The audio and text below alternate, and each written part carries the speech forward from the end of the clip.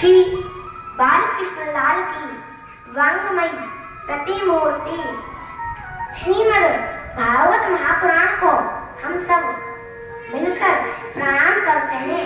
श्री कृष्णाय वयम नमः। बोलिए भागवत भगवान की जय हो। बोलिए व्यास जी महाराज की जय हो। भक्तों, कल सायकाल के समय हमने बड़ी पावन कथा का श्रवण पान किया। 24 अवतारों की कथा हमने सुनी और थोड़ी चर्चा व्यास जी के बारे में सुनी। श्री सौनक जी ने श्री सूत जी से पूछा, ये व्यास जी कौन है, किसके पुत्र हैं? श्री सूत जी कहते हैं, बहुत सुंदर प्रश्न है आपका। ध्यान दें, नारायण के पुत्र हैं ब्रह्मा, ब्रह्मा के पुत्र हैं वशिष्ठ, वशिष्ठ जी के पुत्र हैं शक्ति, शक्ति के पुत्र हैं पाराशर, पाराशर ऋषि के पुत्र हैं महर्षि वेद व्यास जी महाराज। बहुत सुंदर, बहुत सुंदर, बहुत सुंदर। माताओं, वेद व्यास जी का जब अवतार हुआ, जन्म लेते ही वन की ओर जाने लगे। बहुत सुंदर। तो उनकी माता ने कहा, सत्यवती ने कहा, बेटा तुम्हारे बिना मैं कैसे रहूंगी? व्यास जी ने कहा, माता मैं आपको वचन देता हूँ, जब भी आप इस बालक को स्मरण करोगी, मेरी जब भी तुम याद करोगी, मैं तुम्हारे पास आ जाऊंगा। माँ का आशीर्वाद लेकर व्यास जी वन में चले गए। बद्री धाम में जाकर उन्होंने एक सुंदर पर्णकुटी बनाई, सुंदर सा आश्रम बनाया, उसका नाम है सम्यग्रास। जय हो, जय हो। बहुत सुंदर, बहुत सुंदर। बहुत शांतिप्रद स्थान है। बद्री धाम, बद्रीनाथ धाम, जहाँ स्वर्ग दर्शन होता है आज भी। श्री सूत जी कहते हैं, व्यास जी भजन करने बैठे, ध्यान लगाकर देखा दुनिया को कि दुनिया क्या कर रही है। बहुत सुंदर, बहुत सुंदर। संसार में रहने वाले प्राणी नाच रहे हैं, गा रहे हैं, सुंदर भोजन कर रहे हैं, सुंदर वस्त्र पहन रहे हैं, सब कुछ कर रहे हैं, लेकिन भगवान का भजन नहीं कर रहे हैं। व्यास जी मन में सोचने लगे कि मैं ऐसा क्या करूं जो ये दुनिया वाले प्रभु का भजन करने लग जाएं। श्री सूत जी कहते हैं, एक वेद के व्यास ने 3 भाग और किए। बहुत सुंदर, बहुत सुंदर। तो 4 वेद हो गए। बहुत सुंदर। कौन कौन से महाराज? पहला ऋग्वेद, दूसरा यजुर्वेद, तीसरा सामवेद और चौथा अथर्ववेद। बहुत सुंदर, बहुत सुंदर। बोलिए व्यास जी महाराज की जय हो।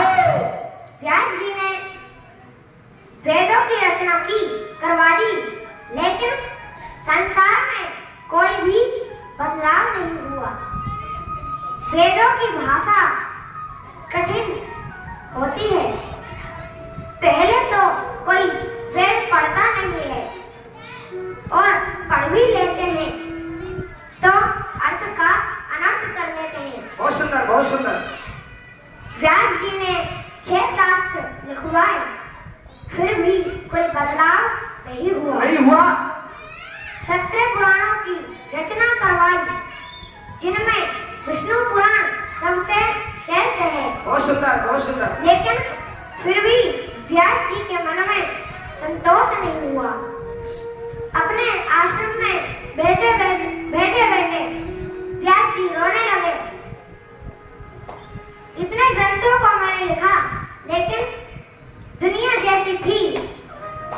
वैसी ही है। व्यास जी के पास में नारद जी का पदार्पण हुआ। बोलिए नारद जी महाराज की जय हो। जय हो, बहुत सुंदर, बहुत सुंदर। और श्री नारद जी ने कहा, महर्षि वेद व्यास को देखकर पूछा, क्या बात है पाराशर नंदन, सब ठीक तो है, आप उदास क्यों हैं? व्यास जी खड़े होकर रोने लगे और बोले, क्या बताऊं भगवान, इतने ग्रंथों की रचना की, शांति बना लिया, शांति। इतने ग्रंथों को लिखवाया, फिर भी दुनिया में कोई बदलाव नहीं हुआ। मैं ऐसा क्या करूं जो ये दुनिया वाले भगवान की भक्ति, भगवान का भजन करने लग जाएं। जय हो। नारद जी ने कहा, तुम श्रीमद् भागवत जी की रचना करो, तुम श्रीमद् भागवत को विस्तार से लिखो। व्यास जी कहते हैं, बुढ़ापा आ गया है, अब मेरे बस की बात नहीं। जय हो। श्री नारद जी ने कहा, संतों का आशीर्वाद ले लो, संसार में कोई भी काम मुश्किल नहीं है। जय हो, जय हो, जय हो, बहुत सुंदर, बहुत सुंदर। वेद व्यास जी ने नारद जी के चरणों में प्रणाम किया और नारद जी ने 4 श्लोक भागवत के वेद व्यास जी के कान में सुना दिए। बहुत सुंदर। आइए हम भी सुने। अहमेवासमेवाग्रे नान्यदेयत्सदसत्त पश्चादहं यदेतच्च यो वसिष्येत सोऽस्वहं विद्येलितं यत्र गेहेत न प्रतीयेत चात्मनि तद्विद्यादात्मनो मायां यथा भासो यथा तमः जय हो। यथा महान्ति भूतानि भूतेषु चावचेतनो प्रविष्टान्यप्रविष्टानि तथा तेषु न तेष्वहम् एतावदेव जिज्ञास्वयं तत्त्वजिज्ञासनात्मनः अन्वयं गतिरेकाभ्यां यस्यात् सर्वत्र सर्वदा। बोलिए भागवत भगवान की जय हो। व्यास जी ने 4 श्लोकों की व्याख्या की तो 18,000 श्लोक भागवत के गणेश जी को बुलाकर लिखवाए। बहुत सुंदर, बहुत सुंदर। अब व्यास जी मन में सोच रहे थे, सबसे पहले भागवत की कथा किसको सुनाई जाए। बहुत सुंदर, बहुत सुंदर। भागवत पढ़ने का सबसे पहला अधिकारी कौन है? ध्यान देना, जिसने काम को जीता हो, क्रोध को जीता हो, ऐसा कौन है? व्यास जी बैठे हैं आश्रम में, उनके हृदय से आवाज आई, वो अधिकारी तो आपका पुत्र सुखदेव है। बहुत सुंदर। सूत जी कहते हैं, व्यास जी ने ऋषियों को भेजकर अपने पुत्र सुखदेव को बुलवाया। बहुत सुंदर, बहुत सुंदर।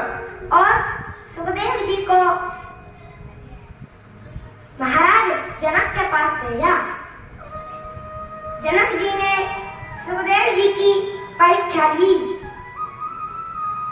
सुखदेव जी 5 दिनों तक द्वार पर खड़े रहे, लेकिन जरा सा क्रोध नहीं किया। जय हो, जय हो, बहुत सुंदर। उसके बाद महाराज जनक ने एक से एक सुंदरी बुलवाई। एक सुंदरी ने सुखदेव जी को अपनी गोद में बिठा दिया। बहुत सुंदर। उस समय सुखदेव जी की उम्र 16 वर्ष की थी और नग्न अवस्था थी, लेकिन उनके मन में काम भावना नहीं आई। श्री सूर्य कहते हैं, ब्रह्मा की बनाई हुई सृष्टि में केवल सुखदेव जी ही ऐसे संत हुए जिन्होंने काम और क्रोध को जीता है। बोलिए सुखदेव जी महाराज की जय हो। जय हो, जय हो, बहुत सुंदर। श्री सुखदेव जी अपने पिता वेद व्यास जी के पास आए। व्यास जी ने सुखदेव जी को सबसे पहले श्रीमद् भागवत कथा का ज्ञान कराया। श्री सुखदेव जी महाराज व्यास जी से भागवत सुनने के बाद फिर समाधि में लीन हो गए। श्री सूत जी कहते हैं, राज ऋषि परीक्षित को जब 7 दिन में अकाल मृत्यु मरने का श्राप लग गया, राजा परीक्षित की सभा में 25,000 संत पहुंच गए, लेकिन कोई भी निर्णय नहीं कर पाया कि 7 दिन में परीक्षित की मुक्ति कैसे हो। तब सुखदेव जी की समाधि खुली और सुखदेव जी का मन कहता है, चलो ना परीक्षित के पास, चलो परीक्षित के पास। श्री सुखदेव जी परीक्षित की सभा में पहुंचे। राजा परीक्षित ने श्री सुखदेव जी का पूजन किया। आइए हम भी करें।